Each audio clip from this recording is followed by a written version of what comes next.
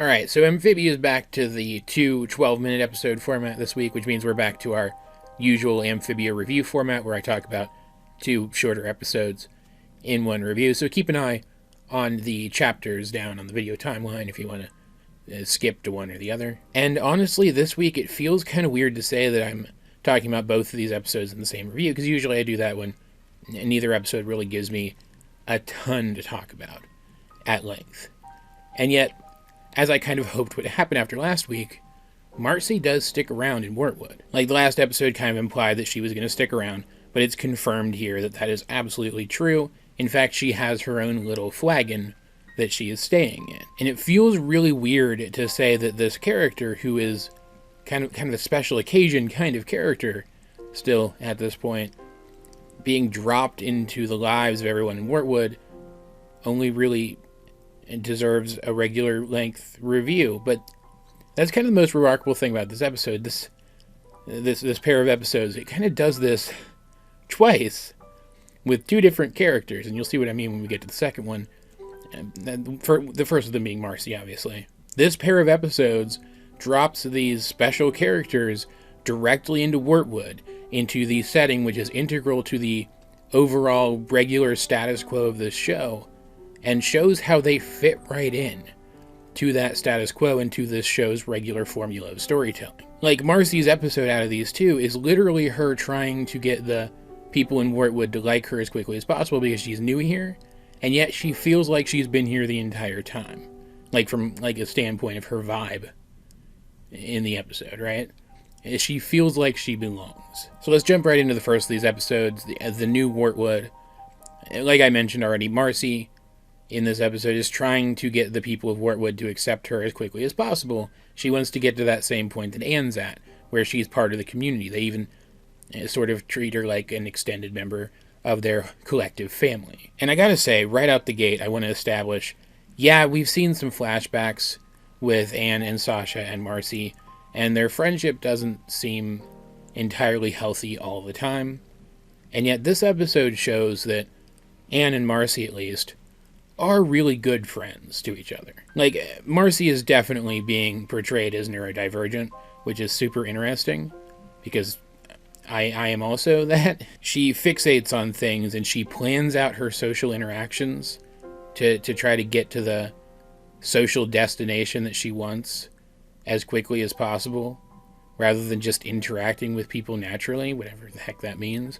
And I do that too, a lot of the time. And so in this episode, she gets it through her head that she can create a plan to get the people to like her and accept her, and execute that plan at whatever pace she can, as quickly as she can, and that the result will be the same. And that's just not how people work, typically, anyway. And especially not these people in a small town where they have to warm up to you over time. That's what happened with Anne, and Anne tries to share that experience with Marcy and help her to understand that and even help her along. But Marcy just doesn't see it that way. She doesn't want to go through the trouble of that, because that's not really how she looks at relationships. And so she ends up getting in on a scheme with the mayor. She goes around town first, just like helping to fix things up that the mayor should have been fixing up the entire time, because he's the mayor and that's his job. And of course he shows up and is like, instead of, oh hey, you fixed this stuff up, that caused me to see that maybe I should have been keeping a better handle on keeping the town from disrepair. He decides he wants to upgrade the whole town and make it look all fancy to attract tourists. And Marcy wants everybody to love her, and she's like, oh, fixing things that need to be fixed made everybody like me a little bit, so fixing things that don't will make them like me a lot. She's desperate. She's taking measures that she wouldn't normally take if she was actually thinking the situation through, right? But the episode at the start actually dropped a fact on us that tells you immediately what's going to happen once all this starts up. Wartwood is built on a swamp. It only doesn't sink because when it was built, they understood exactly how heavy everything could be to distribute the weight right, that the town wouldn't sink. But now they're building like marble facades for every building, and like a giant clock tower and a new huge statue. So of course the town sinks. And so now Marcy has to work to fix this, to undo what she did, and reverse the disaster, and she does, in a way that's a little pat. I didn't like it. Like, I know typically property damage reverts back to normal at the end of any given episode of the show, as if it were an episode of Star Trek Voyager, but the ending where Marcy goes around fixing people's houses and businesses with her new Fix-It Felix hammer, that I'm sure will never be mentioned again, was a little silly. I would have rather it ended with her being like taking it slow, starting to pick up some of the debris and repair the damage, right? Because the whole episode was about her doing it too quickly. It ending on her fixing everything immediately in like 3 seconds, I think kind of undercut the message of the episode. But it's fine, and the townspeople recognize that, hey, she's actually a lot like Anne. Anne used to cause a lot of disasters around town and then own up to them and fix them. Exactly what Marcy does here. And so they tell her it's going to take some time, exactly the same thing that Anne told her. It's going to take some time, but they do imagine that they'll come to like her just as much as Anne eventually. And that's good enough for her. She learns her lesson.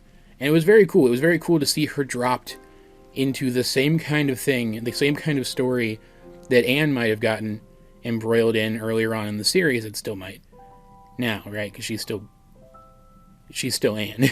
Approach that situation with a Marcy-ish bent and screw things up in her own Marcy-ish way, and then learn the lesson the same way that Anne might have.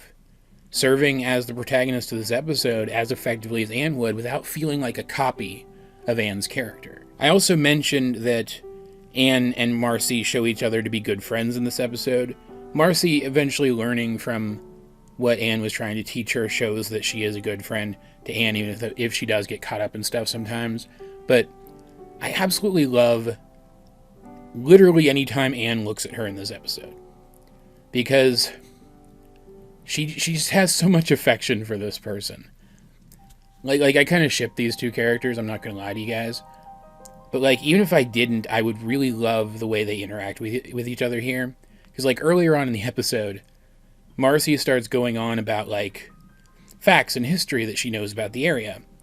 And Anne gets so excited to hear her friend gush about her interests that she blushes. It's so cute. I really love the portrayals of the characters in this show. They feel so unique, and yet I understand why these two characters are friends, because even though they don't really have a ton in common, they have so much chemistry with each other that it's absolutely nuts. The second episode, though, in terms of dropping new characters into the status quo of this show and them fitting in surprisingly well, is probably even more interesting. I like New Wartwood more because I like Marcy so much as a character, but in terms of like the lore of the show, Friend or Frobo is definitely the more interesting of the two. It's a polycentric episode. She's still technically a baby, but she's less of a baby than she used to be. And Anne and Sprig are also maturing as people. They don't want to go out and cause mischief with her anymore, so she has to do it herself. And in the process, she ends up coming upon a new character, someone who, despite being even less mentally and emotionally mature than she is larger and more capable of damage. And so when she goes and tries to do crazy hijinks with them, it ends up going overboard, and she causes way more property damage than even she's comfortable with. And in the end, she ends up stepping up and taking responsibility for leading this person who was dependent on her down a destructive path. And she matures as a person in doing so. And also the person is the frog robot from that old factory. Yes, guys, the frog robot that has been following them this entire time. This is how they introduce him to the show. Like, I didn't expect them to go an apparent route and make him like a big boss monster that the characters had to fight. At least not yet. He still might turn out to be one. Who freaking knows? Like I had the sense, based on the everything about this show, that they would find some more creative way to integrate him into the show itself once he finally showed up. And we knew he was showing up soon, because he was right outside of town last time we saw him. But man, I did not expect it to go this direction. He is now like pair bonded with Polly, and like just ride or die for Polly, and like basically a member of the family now. And again, while this was a polycentric episode, and Polly's the one who learned the lesson, and Polly's the one who matured as a character here, man, he fits so well into the main method of storytelling in this show. He just falls right into place, right into the message show format of this show, while still being super interesting. Because, like, they dismiss it by the end, but Anne and Sprig think that he might be the thing that was built by that factory. So they have some inkling of what he is already, which means the show is going to explore where he comes from. Because, like, out of the places they know of anyway, where else could he have come from? He is super high-tech. Like, he fights a little bit with the townspeople and with Anne and Sprig in this episode, and is shown to be very high-tech and dangerous. So where else could he have come from but the only other high-tech place they've ever seen?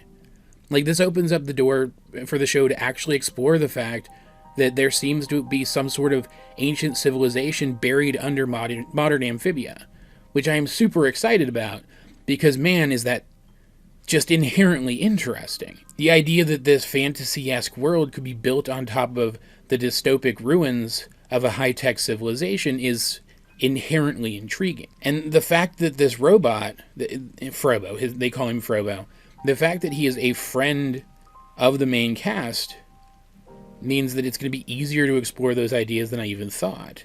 Though, the title of the episode does ask the question, friend or Frobo? And I think that's on purpose. Because, like, I guess the townspeople question whether or not he's a friend, kind of, in this episode, but really they just assume that he's not. They don't, like, sit back and contemplate the question. So I think the title of the episode is supposed to be impelling us to ask the question of ourselves. Is he a friend? Or is he this person that they've decided that he could be? I think that's going to be a question going forward, and I look forward to them exploring the answer. These episodes are par for the course excellent. This show is excellent. It's like there are moments in it. There are plot beats that I feel could be better. But, like, this show is consistently great to excellent. I couldn't be more excited. It just keeps reconfirming that for me. Like, any show that can take 2 new characters in the same week and plug them into the main storytelling engine of their show, and they just work, that just shows how quality the show itself actually is. Like, I've been a little hesitant to say it, but I think out of the current shows that I'm reviewing right now, which I guess is basically just this and the Owl House kind of right now, right? Yeah. This is my favorite. The Owl House is also very good, but this is my favorite show out of the newer shows that I am currently covering. Probably even more so than DuckTales right now, which is less current, but still one of the more current shows that I'm talking about, right? It's just very good, and if you're sleeping on it, I just really can't recommend it enough. As per usual, though, guys, I'd like to know what do you think of new Wartwood and Friend or Frobo if you have seen them. Let's get a discussion going in the comment section down below. And while you're down there, you might as well like the video, share it with anyone else you think might enjoy my content, subscribe if you haven't. I'm trying to get myself out there, and I'd really appreciate it if you guys could help. You can also check out my social medias. Links to those will be in the video description. But either way, this has been AJ22, and I will talk to you guys later.